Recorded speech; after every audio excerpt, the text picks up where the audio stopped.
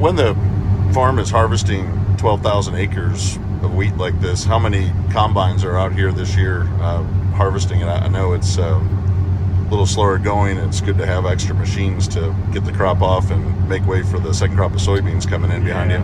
We're running 6 X9s and 3 air drills behind us, so we're doing every bit of what 8 790s we did last year. So it's probably more actually. Well, that's pretty good. That's a good way to get the job done. So when you're how many acres will this machine cover as you're getting close to the end? What have you run already? Well, I can look and see. I've done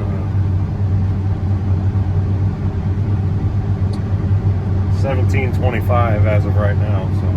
Oh, that's getting the value out of the machine for sure. A couple more days to go. So.